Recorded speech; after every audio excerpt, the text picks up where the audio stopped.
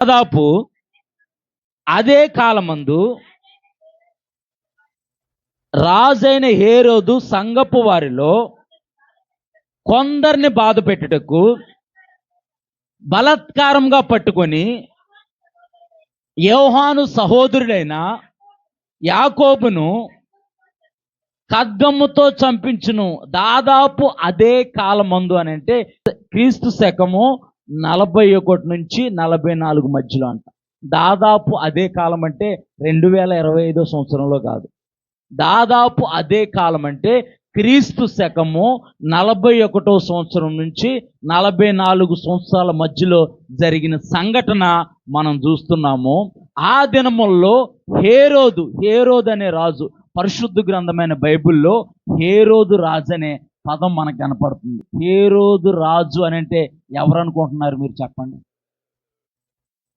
హేరోదు రాజు అని అంటే యేసు ప్రభు వారు పుట్టినప్పుడు 2 సంవత్సరాలు మొదలుకొని మగపిల్లలను చంపేసిన హేరోదు రాజు అనుకుంటున్నారా?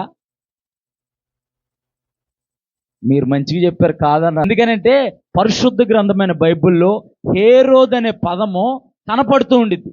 హేరోదు పదం కనపడినప్పుడు ఎవరు అనుకుంటున్నాం? ఒక పర్సనే అనుకుంటాం.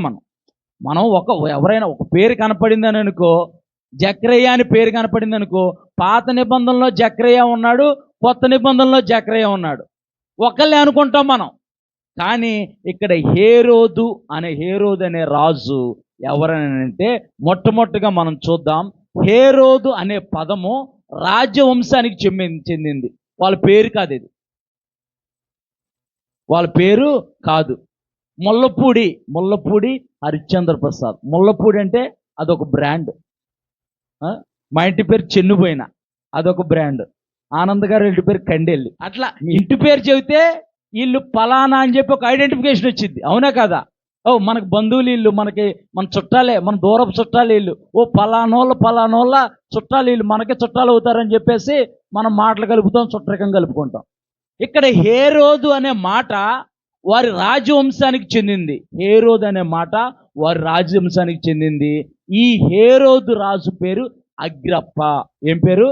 అగ్రప్ప. పరిశుద్ధ గ్రంథమైన బైబిల్లో రాయలేదు కానీ అగ్రప్ప 1 2 ఇంకొక అతను ఉన్నాడు, చెబుతాను. అదిగో 2 ఇంకొక అతను ఉన్నాడు అనమాట.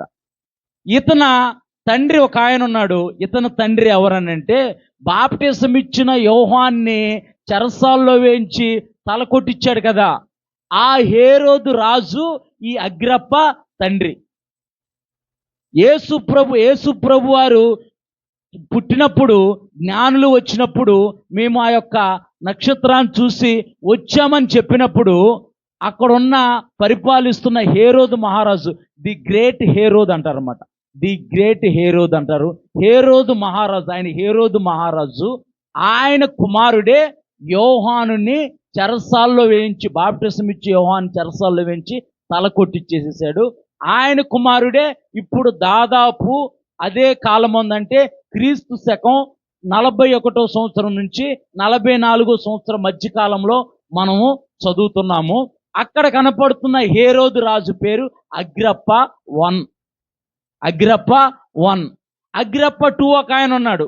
పౌలు ఒక మహాసభలో కూర్చొని ఉన్నప్పుడు యేసు ప్రభు వారు తను ఎలాగైతే దర్శించాడో, ఎలాగైతే యేసు ప్రభు వారిని తెలుసుకున్నాడో, లోకరక్షకుడైన యేసు ప్రభు వారి వల్లే పాపక్షమాపణను చెబుతూ ఉంటుంటే, ఇంత సులభంగా నన్ను క్రైస్తవుడిగా మార్చేస్తావా అని అన్నాడు కదా, ఆయన హేరోదు రాజు అగ్రప్ప 2 అతను.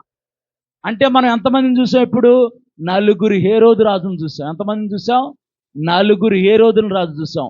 పరిశుద్ధ గ్రంథమైన బైబిల్ చాలామంది హేరోదులు పరిపాలించారు, కానీ హేరోదు అనే మాట వారి రాజవంశానికి చెందింది.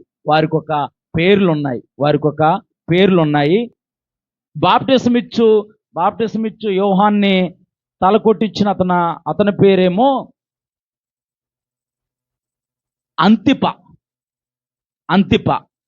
హేరోదు యాంటిపస్. ఇంగ్లీష్లో హేరోదు యాంటిపస్, అంతిప. బాప్టిజం ఇచ్చి యోహాన్ని తల కొట్టించిన అతని పేరు అంతిప. అతని కుమారుడే అగ్రప్ప 1. అగ్రప్ప 2 ఇంకొక ఆయన ఉన్నాడు. అతను ఇతను చనిపోయాడు, తర్వాత చనిపోయాడు, చూద్దాం. ఇతను చనిపోయాడు. తర్వాత పౌలు ఎప్పుడైతే ఆ మహాసభలో ఉండి అది యేసుప్రభు వారి గురించి చెబుతున్నాడో, ఆ సభలో అక్కడ పరిపాలిస్తున్న రాజు అగ్రిప్ప II. ఇప్పుడు అర్థమైందా హేరోదు అంటే ఎవరో?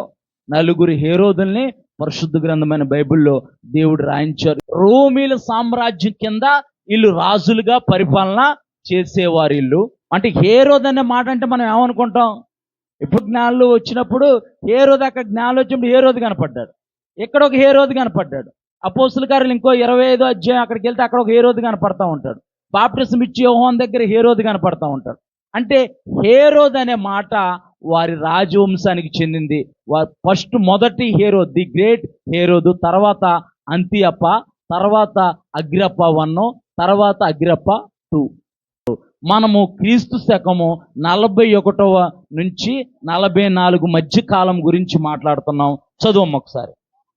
దాదాపు అదే కాలమందు రాజైన హేరోదు సంఘపు, అంటే రాజైన హేరోదు, ఈ అగ్రిప్ప అనే రాజు, హేరోదు రాజు ఏం చేశాడు? సంఘపు అంటే క్రైస్తవులలో కొంతమందిని తీసుకొని యోహాను తమ్ముడైన సహోదరుడైన యాకోబును చంపించేశాడంటే ఖడ్గం చేత. మొట్టమొదటి ది గ్రేట్ ఆఫ్ హేరోదు ఏం చేశాడు? యేసు ప్రభు వారు పుట్టారని చెప్పేసి 2 సంవత్సరాలు మొదలుకొని చిన్నపిల్లలందరినీ చంపించేశాడు. అతను చాలా క్రూరుడు. చాలా క్రూరుడు అంట అతని తర్వాత అంతియప్ప పరిపాలించాడు. యేసుప్రభు వారు పరిచర్య చేస్తున్న దినాల్లో, యేసుప్రభు వారు పరిచర్య చేస్తున్న కాలంలో బాప్టిసం ఇచ్చి యోహానుని పట్టుకొని తల కొట్టిచ్చేసాడు అంతియప్ప. హేరోదు మహారాజు కుమారుడు అంతియప్ప. అతని కుమారుడేమో అగ్రిప్ప I. చేస్తున్నాడంటే హేరోదు రాజు ఏం చేస్తున్నాడంటే సంఘపులో ఉన్న వారిని కొంతమందిని అంటే క్రైస్తవులు అనబడిన వారిని కొంతమందిని పట్టుకొని చెరసాల్లో వేయించి వారిని హింసిస్తున్నాడు. దొరికినట్టు చంపేస్తున్నాడు. క్రైస్తవుల మీద హింస ఇప్పుడు జరగటం కాదు, మొదటి క్రైస్తత్వం ప్రారంభమైన దగ్గర నుంచి జరుగుతుంది. యేసు ప్రభు వారు పుట్టిన దగ్గర నుంచి క్రైస్తవుల మీద హింస జరుగుతూనే ఉంది. వారు సంఘంగా కూడుకొని ఉంటే వారి మీదకి వచ్చి వారిని హింసిస్తున్నారు, వారిని పట్టుకుంటున్నారు, చెరసాల్లో వేసేస్తున్నారు. ఇప్పుడు కూడా ఈ దినాల్లో కూడా క్రైస్తత్వాన్ని రూపుమాపేస్తాం, క్రైస్తత్వాన్ని లేకుండా చేస్తామని చెప్పారు. హేరోదు కూడా క్రైస్తత్వాన్ని లేకుండా చేయాలని చూశాడు, కానీ వాళ్ళే అంతరించిపోయారు. కానీ క్రైస్తత్వము అంతరించిపోలేదు, విస్తరించి అభివృద్ధి పరచబడింది. దేవుని నామానికి మహిమ కలుగును గాక. యేసు ప్రభు వారు ఒక్కరు చనిపోతే యేసు ప్రభు వారు 12 మంది శిష్యుల ద్వారా భూదిగంతముల వరకు సువార్త వెదజల్లబడింది. తోమా ద్వారా భారతదేశానికి మొదటి శతాబ్దంలో సువార్త వస్తే తోమాను చంపేశారు. తోమా హతసాక్షుడయ్యాడు. ఒక తోమా చనిపోతే అనేక మంది తోమాలు పుట్టుకొచ్చారు, అనేక మంది మిషనరీలు భారతదేశానికి వచ్చారు, దేవునికి సువార్తను ప్రకటించారు. ఇప్పటి వరకు కూడా భారతదేశంలో నలుమూలలా దేవునికి సువార్త వెదజల్లబడుతుంది. దేవుని నామానికి మహిమ కలుగును గాక. అంతిమ సువార్త ఉద్యమము భారతదేశం నుంచి మొదలవబోతుంది. దేవుని నామానికి మహిమ కలుగును గాక.